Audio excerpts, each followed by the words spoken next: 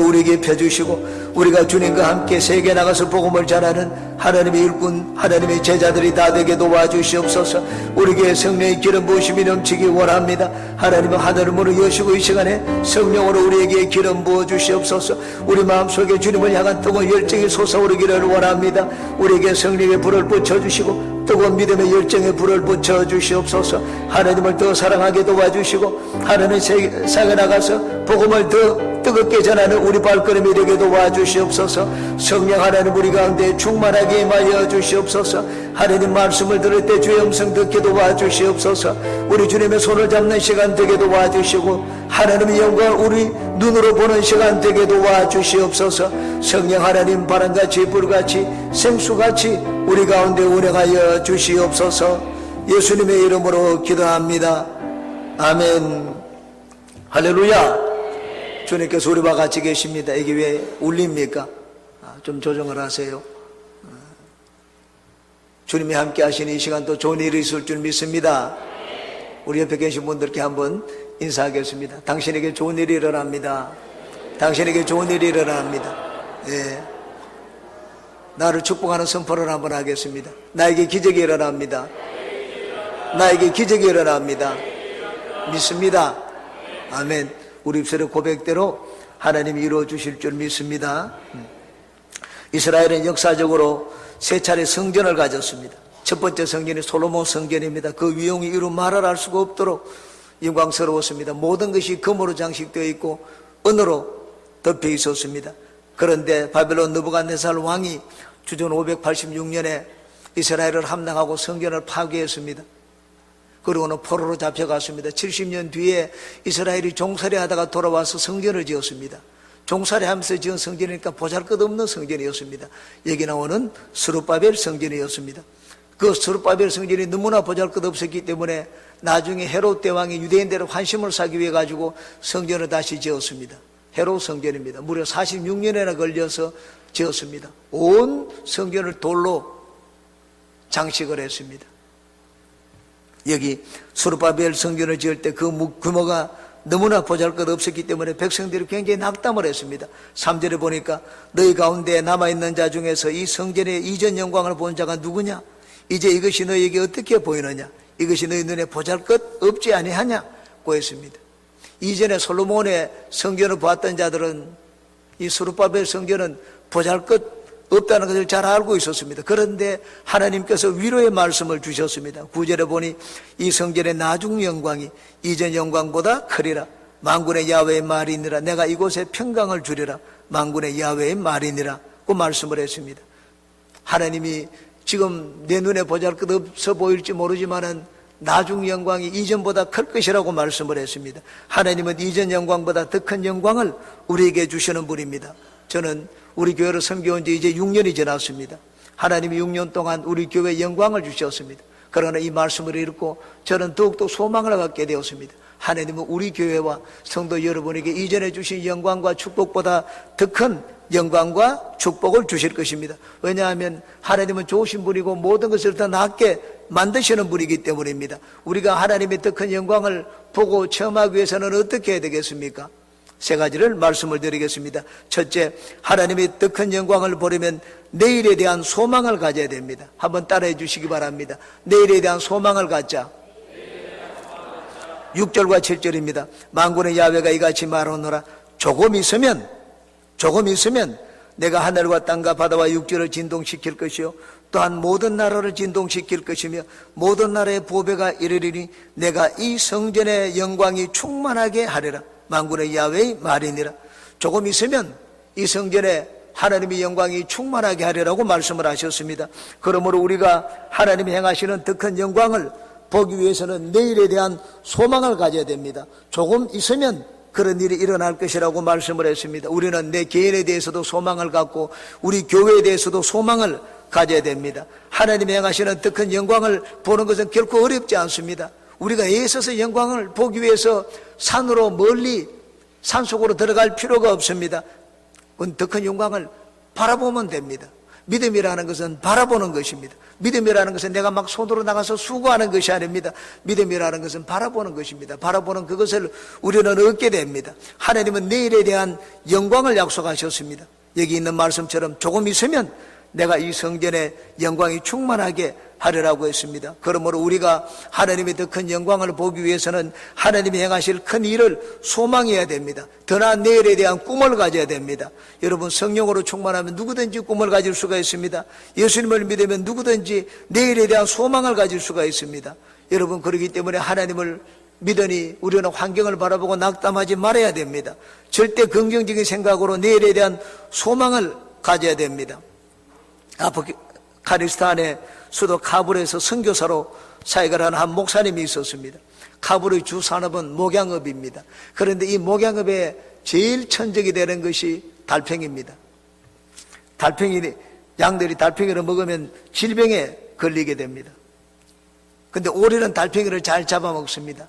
그래서 오리를 길러야 되는데 참 안타깝게도 그 카불에는 오리가 없습니다. 그래서 이 선교사가 한국에 편지를 보냈습니다. 여기 오리를 좀 보내달라고 했습니다. 그 오리를 가져올 수 없기 때문에 오리 알을 보내었습니다. 오리 알을 20개를 보내었습니다. 보니까는 어떤 것은 부패해가지고 썩어 있고 어떤 것은 깨어져 있었습니다. 이 선교사는 그 오리 알을 붙들고 간절히 기도했습니다. 여기서 암수 한 마리씩만 나오게 해주세요. 암수 한 상이 되면 새끼를 칠 수가 있습니다. 분식할 수 있기 때문에 암놈도 한 마리 나오고 순놈도 한 마리 부화가 되어서 나오도록 기도했습니다. 참 신기하게도 기도했는데 2마리가 태어났습니다. 그 2마리가 부화되어 나왔는데 보니까 하나는 암놈이고 하나는 수컷이었습니다. 그 암수 한 쌍이 자라가지고는 또 새끼를 낳았습니다. 거의 크게 번성을 했습니다. 그래서 그 선교사가 이 카불에서 목양업에 크게 번성하게 되었다는 이야기를 읽어봤습니다. 여러분, 절망적인 상황이었습니다. 절망적인 상황이었는데도 기도하니까는 하나님의 그 절망적인 상황 가운데 소망이 생기도록 만들어 주셨습니다. 야곱은 어떻습니까? 요삼촌 라반 밑에서 20년 동안 일을 했지만은 다 틀리고 무일푼이었습니다. 그런데 하나님이 꿈을 꾸게 해주셨습니다. 꿈에 보니까는 신장들이 교매를 하는데 거기 얼룩덜룩한 나무 곁에서 교매를 하니까 신장들 가운데 얼룩이 전박이가 나오는 걸 봤습니다. 야, 소망을 갖게 되었습니다. 아직까지 일어나지 않은 일이었습니다. 그런데 조그만 꿈에 본 일이었습니다. 그걸 가지고 이 야곱은 소망을 가졌습니다. 외삼촌에게 다시 찾아갔습니다. 내가 이제 외삼촌 밑을 떠나라고 했는데 다시 한번 우리 계약을 하자고 했습니다. 외삼촌이 들어보니까는 참 기가 막힌 말이었습니다. 얘가 이제 너무 나한테 속다 보니까는 맛이 갔구나 라고 생각을 했습니다. 흰 양에서 검은 양이 나오지를 않고 얼룩이덜룩이가 나올 수가 없습니다. 맛이 갔다고 생각하고 계약을 했습니다. 그런데 나중에 보니까는 참 흰 양들 가운데 야곱이 꿈에서 본 것처럼 얼룩이덜룩이가 나오게 되었습니다. 소망이 넘쳤기 때문입니다. 여러분, 우리가 하나님의 영광을 보기 위해서 우리가 해야 될 일은 그렇게 많지 않습니다. 우리가 할 수 있는 것도 별로 많지 않습니다. 그냥 꿈을 꾸면 됩니다. 소망을 가지면 됩니다. 하나님이 더 큰 영광을 주실 것이라고 했기 때문에 더 큰 영광을 바라보고 꿈을 꾸고 소망을 가지면 됩니다. 여러분, 가난한 자가 누구고 부유한 자가 누구입니까? 진정으로 가난한 자는 소망이 없는 자입니다. 미래가 없는 자입니다. 진짜 부자는 내가 지금 많이 가진 자가 아닙니다. 내가 아무리 지금 많이 가져도 미래가 없는 자가 가난한 자입니다. 지금 나는 비록 가진 것이 없을지라도 미래가 있는 자, 소망이 있는 자는 그는 부자입니다. 야곱은 무일푼이었습니다. 20년 동안 외삼촌 밑에서 일을 하다가 아무것도 얻지를 못했습니다. 그렇지만 야곱에게는 꿈이 있었습니다. 꿈과 소망이 있으니까 빈털터리였지만은 불과 몇 년 만에 거부가 되었습니다. 하나님은 우리에게 내일에 대한 꿈과 소망을 주시는 분입니다. 그러므로 우리는 과거를 보고 과거에 추억하며 살지 말아야 됩니다. 현재가 편안하다고 현재에 안주하지도 말아야 됩니다. 항상 더 큰 영광을 바라보고 내일에 대한 소망을 가져야 됩니다. 여러분, 내 속에 있는 이 신앙이 살아서 움직이기 위해서는, 신앙의 불이 꺼지지 않도록 하기 위해서는 내일에 대한 소망이 있어야 됩니다. 내일에 대한 소망이 없으면 신앙의 불이 꺼지고 맙니다. 지금 잘 믿는 것처럼 보일지라도 시들시들해지고 맙니다. 우리 교회도 마찬가지입니다. 우리 교회 성령의 불이 꺼지지 않기 위해서는 끊임없이 내일을 바라보아야 됩니다. 미래에 대한 소망을 가지고 신앙생활을 해야 됩니다. 우리 개인도 그렇고 우리 교회도 그렇습니다. 바울 사도는 늘 성령으로 충만했습니다. 성령으로 충만했기 때문에 바울 사도는 늘 내일에 대한 소망을 가졌습니다. 내가 이미 얻었다 함도 아니요 온전히 이루었다 함도 아니라고 했습니다. 내가 그리스도 예수께 잡힌 바 된 그것을 잡으려고 앞으로 달려간다고 말을 했습니다. 내일이 내 안에 있으면 내 속에 있는 성령의 불이 꺼지지를 않습니다. 소망이 없으면 그 불이 금방 꺼지고 맙니다. 소망을 가지면 내가 지금 힘들고 어려운 삶을 살더라도 인내하며 이겨낼 수가 있습니다.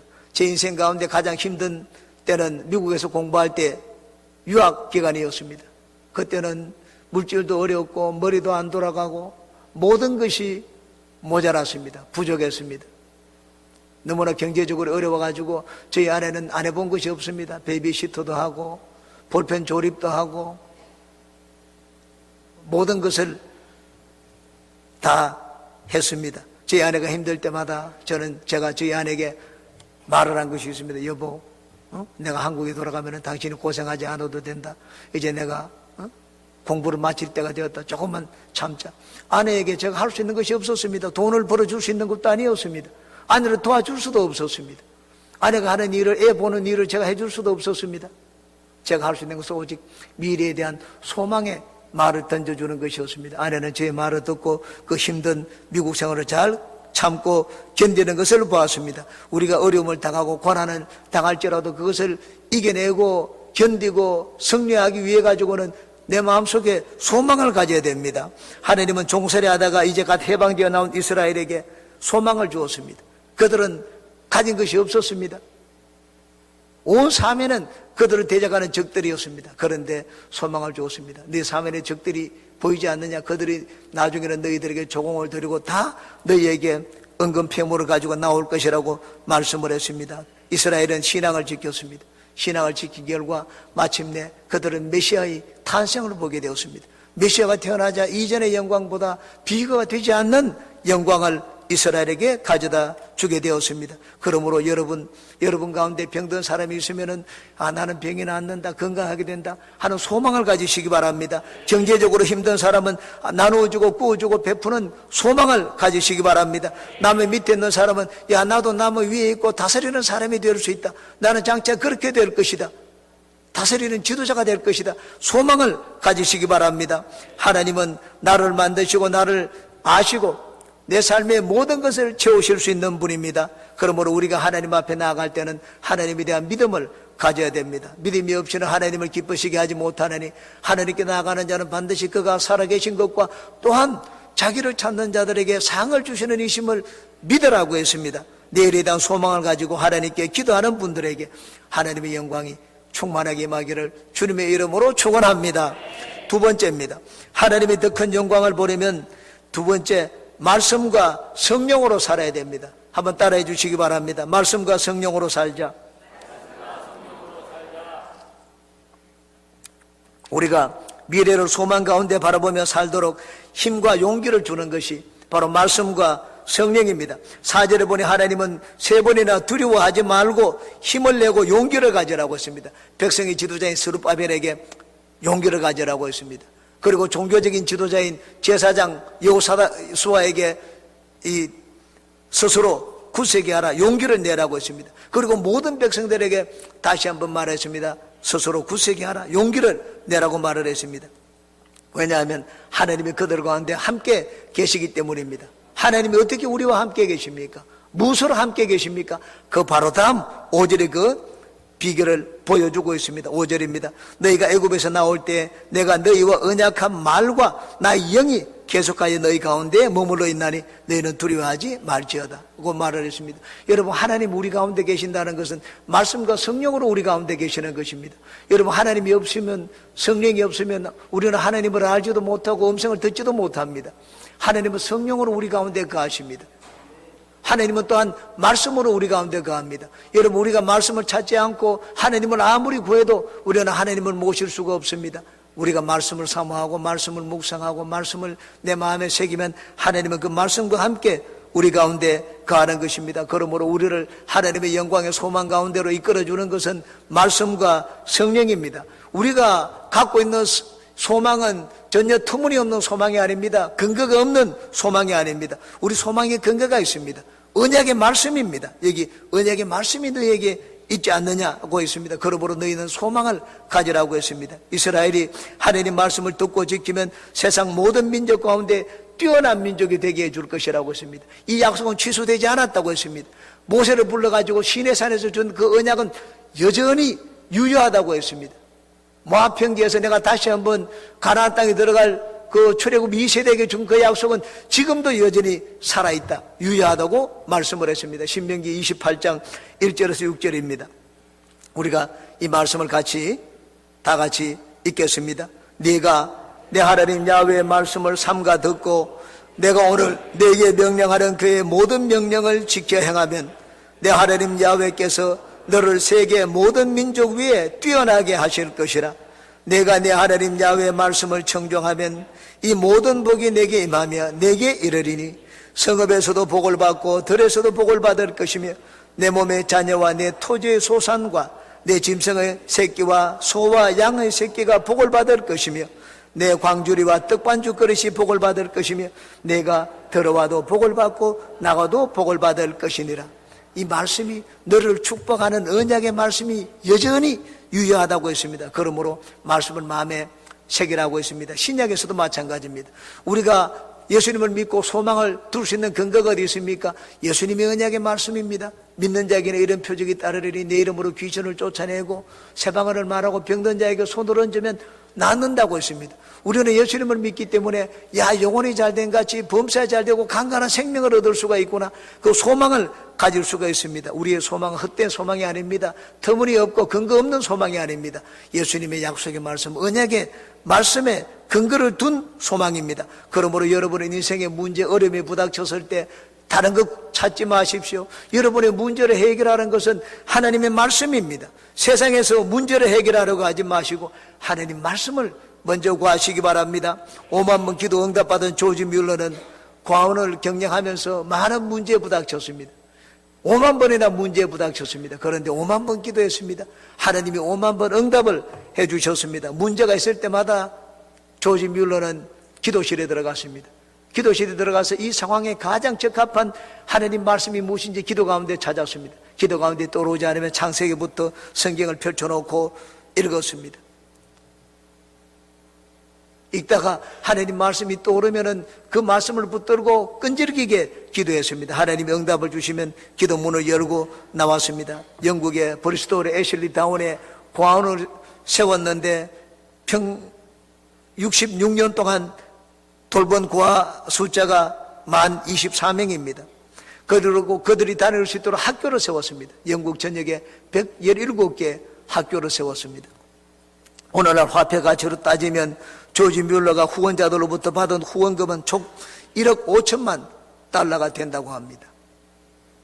3천억이 넘는 금액을 하나님으로부터 공급을 받았습니다. 하나님의 말씀은 우리에게 소망을 줍니다. 병든 자에게 병고침을 소망을 주고 가난한 자에게 기적의 하나님을 바라볼 소망을 주고 죄인된 우리에게 거룩과 의로운 삶에 대한 소망을 줍니다. 좌절과 절망 가운데 있는 자에게 위로와 용기의 소망을 줍니다. 죽음의 공포 가운데 있는 자에게 영원한 천국에 대한 소망을 줍니다. 세상은 변해도 하나님 말씀은 변하지 않습니다. 하나님의 약속의 말씀에 소망을 두는 자는 결코 실망하지 않습니다. 하나님 말씀을 붙든 자는 한 번도 실패한 자가 없습니다. 하나님의 약속 말씀을 붙드는 자마다 하나님께서 하나님의 영광으로 응답해 주시기를 주의 이름으로 축원합니다. 또한 하나님의 영광을 보려면 성령으로 살아야 됩니다.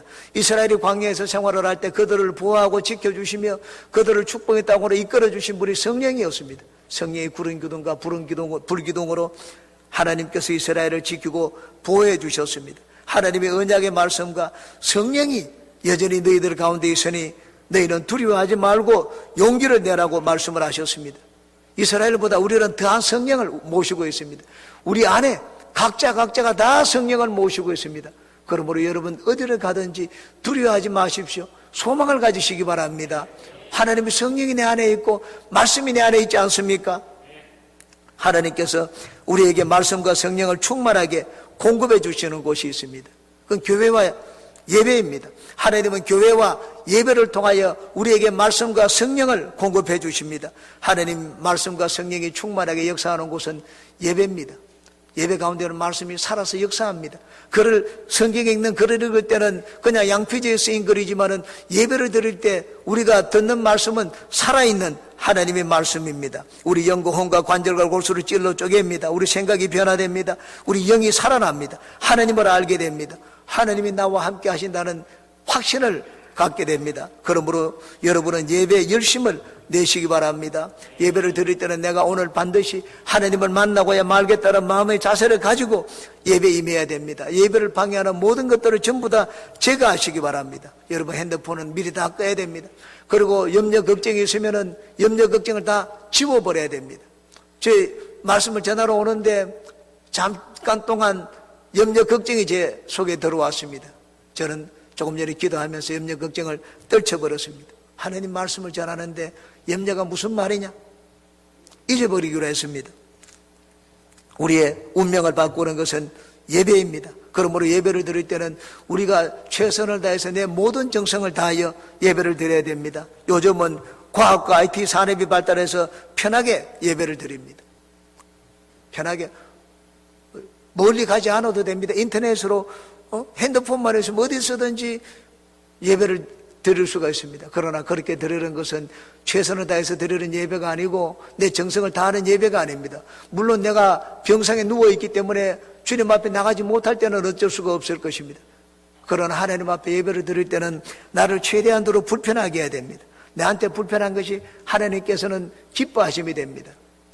내가 편한 것은 하나님이 불편하게 생각을 하십니다. 저는 미국에 있을 때 당시 지금은 하나나라가 있지만은 고 로버트 슐러 목사님이 목회하는 수정교회 가서 예배를 드린 적이 있습니다. 그 드라이브 스루로 예배를 드립니다.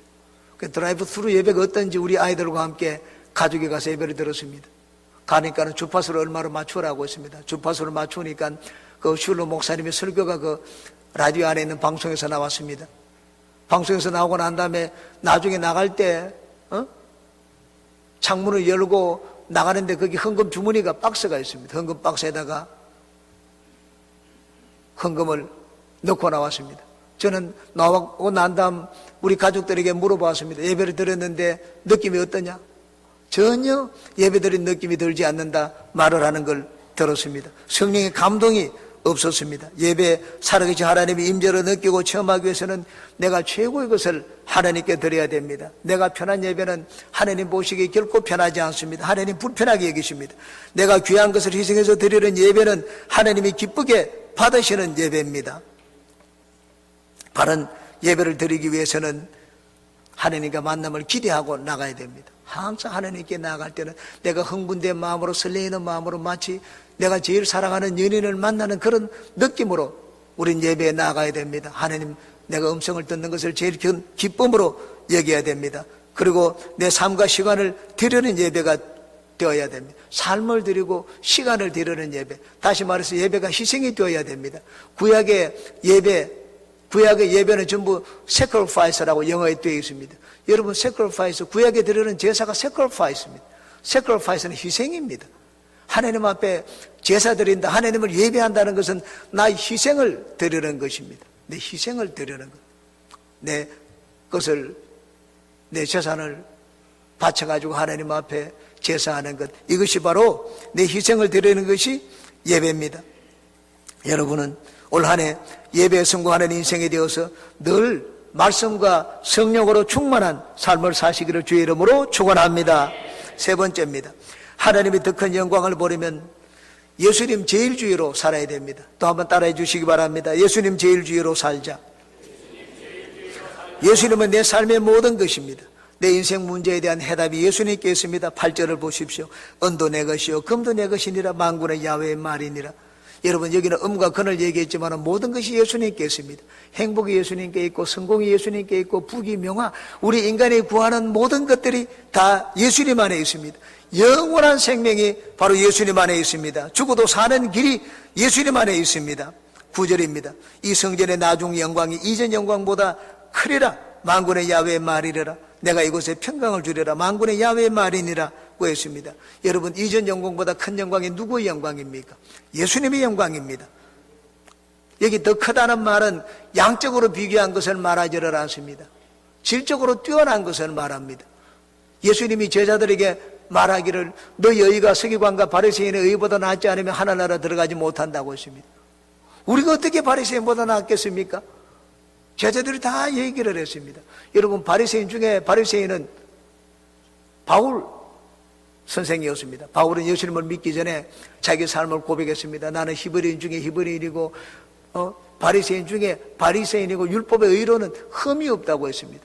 바리새인이기 때문에 율법으로 전혀 흠이 없는 그런 삶을 살았다고 했습니다. 그러므로 여러분, 인간의 의를 가지고 얘기할 때 바리새인의 의를 따라갈 자가 없습니다. 그런데 예수님은 바리새인의 의보다 더 낫지 않으면 하나나라 못 들어간다고 했습니다. 예수님은 양적인 비교를 말한 것이 아닙니다.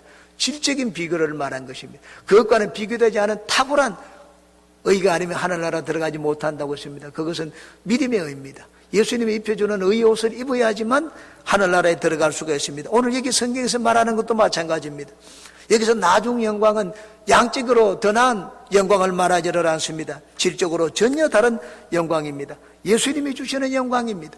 이전에 사람들은 하나님을 보았지만 그림자만 보았습니다. 그런데 예수님은 실체로 우리에게 보여주었습니다. 하나님을 우리 눈으로 보고 손으로 만질 수 있도록 만들어 주셨습니다. 하나님이 이전 나중 영광을 주니 이전의 영광과는 비교가 되지를 않았습니다. 예수님이 주시는 영광은 이 세상의 어떤 영광과도 비교가 되지를 않습니다. 바울 사도는 예수님의 영광을 체험했습니다. 이전에는 율법의 영광이 최고인 줄 알았습니다. 예수님의 영광을 맛보고 난 다음에 율법을 배설물처럼 버렸습니다. 저도 예수님을 믿게 되었습니다. 저는 예수님을 믿기 전에 교육학이 최고의 학문인 줄 알았습니다. 그게 내 모든 삶을 바쳐야 되겠다. 진짜로 이 교육학이야말로 내 삶을 바쳐도 아깝지 않은 가치가 있는 학문이라고 생각을 했습니다. 그러다가 예수님을 믿게 되었습니다. 바울 사도 이상으로 저는 교육학을 배설물처럼 생각하게 되었습니다. 책을 보기가 싫었습니다. 성경을 보면 7시간, 8시간 봐도 세상 학문의 책은 보기가 싫었습니다. 교육학의 영광은 배설물과 같이 느껴졌습니다. 처음에 한동안은 교육학을 계속 공부해야 되는지에 대한 회의가 생겼습니다.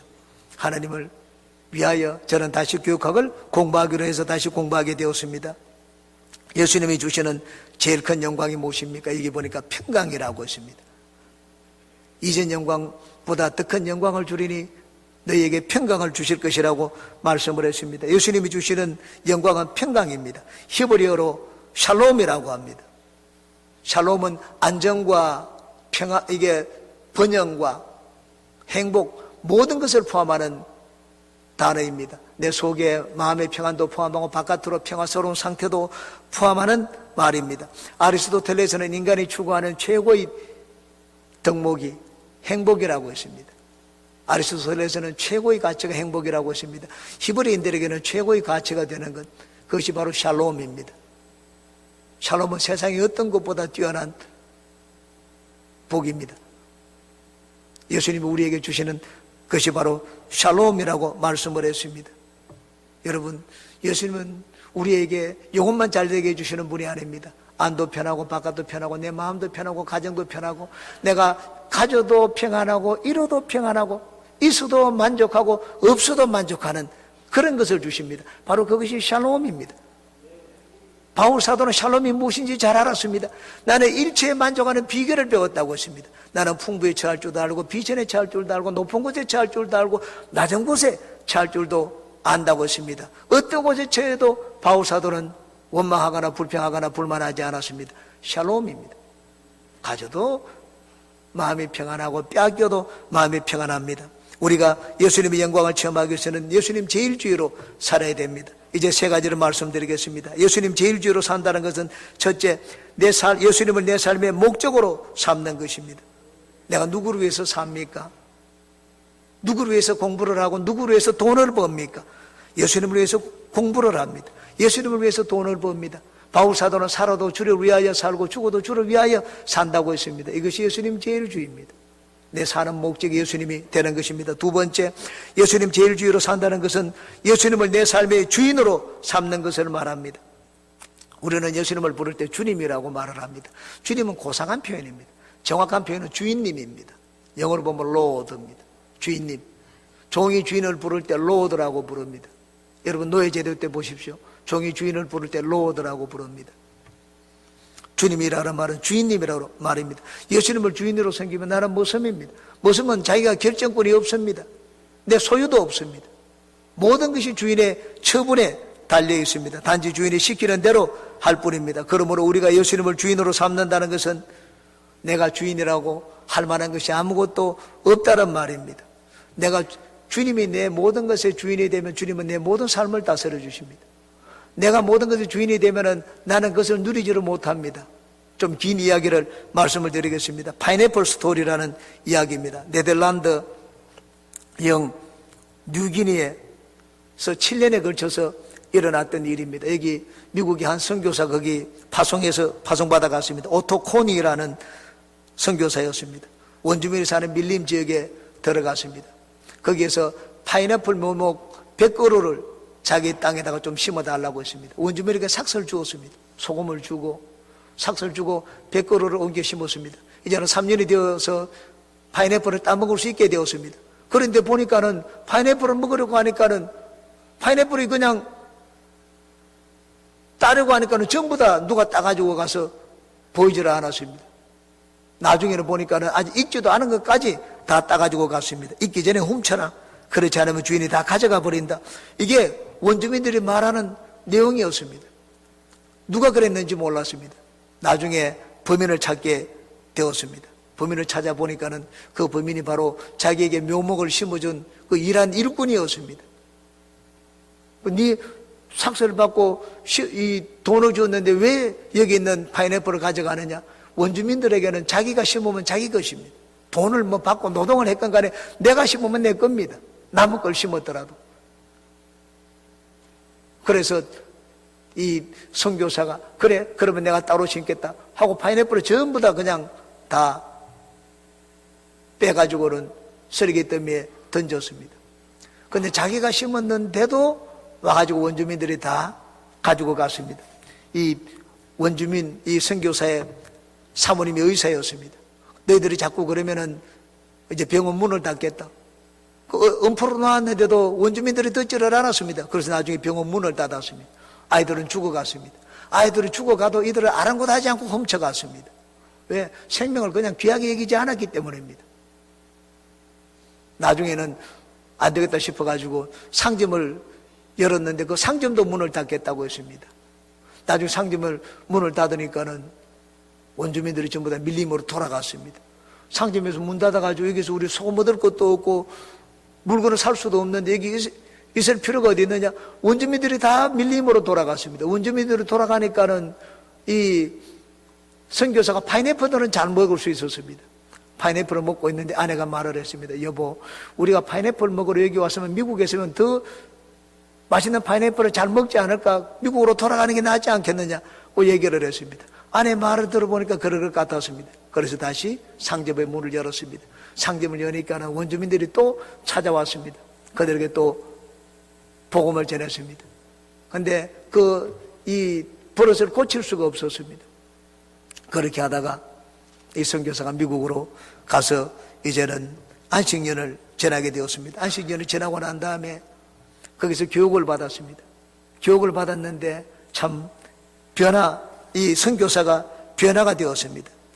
베이직 세미나에 참석했는데 아주 성경의 진리를 깨닫게 되었습니다. 너희가 주면 얻을 것이요 자기 것을 지키려고 하면 잃어버릴 것이다. 네가 가진 것을 하나님께 드리라. 그러면 하나님께서는 네게 필요한 것을 넘치도록 채워주시리라. 이 말씀을 진짜 마음에 받았습니다. 이 선교사에게 레마가 되었습니다. 그래 내가 돌아가면 그렇게 해보겠다. 그렇게 돌아가고 난 다음에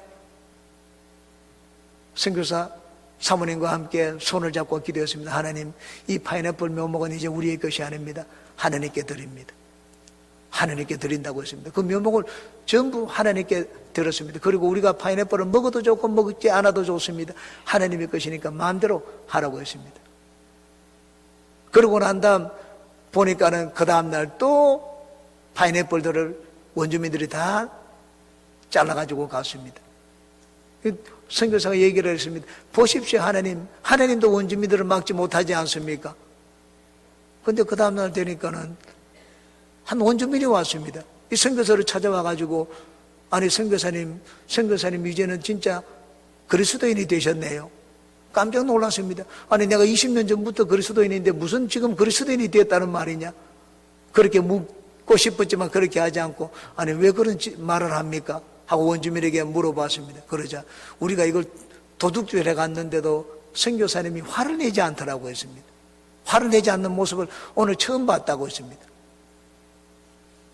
그래서 그 젊은 친구가 또 물었습니다. 선교사님, 우리가 훔쳐갔는데 왜 화를 내지 않습니까? 그러자 내 것이 아니기 때문에 화낼 필요가 없다고 했습니다. 나는 이것을 전부 하나님께 드렸다고 했습니다. 이제는 나는 내 것이 아니고 하나님께 드렸기 때문에 내 것이 아니라고 했습니다. 이들이 가더니만은 얼마 지나고 난 다음에 무더기로 와서 얘기를 했습니다. 자기들끼리 가서 자기 집에서 전부 다 얘기를 했습니다. 여보, 원주민들끼리 얘기한 것입니다. 우리가 사냥을 해도 멧돼지도 못 잡고 우리 아이들이 병들어 죽고 하는 것마다 안 되고 하는 이유를 알게 되었다고 했습니다. 우리가 하나님의 것을 도둑질했기 때문이라고 했습니다. 저 이전에는 선교사의 것일 때는 괜찮았는데 하나님께 바쳤기 때문에 이제 하나님의 것을 따먹어서 이제 우리가 벌을 받았다고 했습니다. 그래서 그때부터 따먹지를 않았습니다. 선교사가 깜짝 놀랐습니다. 그러고는 원주민들이 그리스도인이 되기 시작했습니다. 하나씩 둘씩 선교도 되고 주님께 돌아오게 되었습니다. 여러분, 우리가 하나님을 주인으로 삼고 내 것을 하나님께 드리면은 우리는 더 궁한 삶을 사는 것이 아닙니다. 더 비천한 삶을 사는 것이 아닙니다. 더 모자라고 부족한 삶을 사는 것이 아닙니다. 오히려 우리는 하나님의 다스림을 받고 돌보심을 받는 삶을 살게 됩니다. 예수님을 우리 삶의 모든 것을 주인으로 삼게 되면 주님은 우리 삶의 모든 부분을 다스려 주십니다. 여러분은 예수님을 여러분 삶의 모든 곳에 주인이 되게 하시기를 주의 이름으로 축원합니다. 마지막 세 번째입니다. 예수님 제일주의로 산다는 것은 예수님을 자랑하며 사는 것을 말합니다. 예수님을 제일이라고 여기면 예수님을 자랑해야 됩니다. 예수님 최고입니다. 예수님 같은 분이 없습니다. 자랑하게 됩니다. 예수님의 가치를 모르기 때문에 내가 그렇게 말 못하지. 예수님의 가치를 알면 여러분 가만히 있을 수가 없습니다. 내가 너무너무 가치 있는 것을 발견해 보십시오. 가만히 있을 수가 있습니까? 알키미데에서는 목욕을 하다가 불의의 원리를 발견을 했습니다. 너무너무 기뻤습니다. 알몸으로 뛰쳐나가가지고 온 거리를 뛰쳐다니면서 얘기했습니다. 유레카 내가 깨달았다. 불의의 원리를 발견하니까 가만히 앉아있을 수가 없었습니다. 쑥 가서 우물가 예언을 보십시오. 우물가 예언이 예수님을 만났습니다. 그토록 오랫동안 기다려도 메시아를 만났는데 가만히 있을 수가 없었습니다. 온 동네에 나가서 소리쳤습니다. 원래 자기 마음속에 제일 중요하게 차지하고 있었던 것은 수치심이었습니다. 자기 삶이 그렇기 때문에 수치스러움과 부끄러움 때문에 사람들에게 자기 자신을 보이지를 못했습니다. 여러분, 더 가치 있는 것이 내 마음속에 들어오면 수치심이 있을 곳이 없어집니다. 중요한 것이 없기 때문에 그런 죄악이 내 마음속에 꽉 들어차 있습니다. 수치심이 내 자리를 차지하고 부끄러움이 내 자리를 차지합니다. 예수님 더 가치 있는 것이 들어오니까 이런 것들이 자리를 차지할 곳이 없었습니다. 부끄러움을 순식간에 잊게 되었습니다. 수치심도 잊게 되었습니다. 나가서 예수님을 전하게 되었습니다. 우리가 주님을 만나면 이전에 내 마음에 크게 자리를 차지하고 있었던 것, 이런 것들이 조그만하게 됩니다.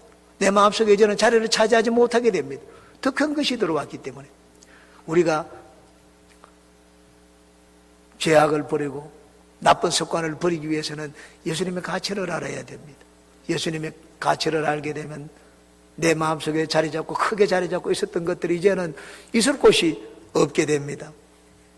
예수님께서 모든 것을 사소하게 여기는 큰 기쁨과 행복과 가치를 여러분에게 주시기를 주의 이름으로 축원합니다. 말씀을 맺습니다. 주님은 우리에게 이전의 영광과 축복보다 더 큰 영광과 축복을 주시는 분입니다. 더 큰 영광을 얻기 위하여 여러분 미래를 소망 가운데 바라보시기 바랍니다. 예배를 사모하여 예배 가운데 늘 말씀과 성령으로 충만하시기 바랍니다. 그리고 예수님 제일주의로 사시기 바랍니다. 그렇게 사시는 여러분 모두에게 하나님의 올 한 해뿐만 아니라 여러분 인생에 더 큰 영광으로 채워주시기를 주님의 이름으로 축원합니다. 기도합니다. 좋으신 주님, 항상 우리에게 좋은 것 주시고 우리를 잘되게 하기 위해서 우리를 불러주신 것 감사합니다. 우리 예수님을 주인으로 삼습니다. 하나님 내 마음의 주인으로 삼고 내 인생의 주인으로 모십니다. 주님께서 내 삶을 다스려 주시고 모든 것에 주인이 되어 주시옵소서. 우리 교회가 하나님의 더 큰 영광 보기를 원하며 우리 한 사람 한 사람이 하나님의 더 큰 영광 보기를 원합니다. 주님 영광 보게 도와주시옵소서. 예수님의 이름으로 기도합니다. 아멘. 주의 영광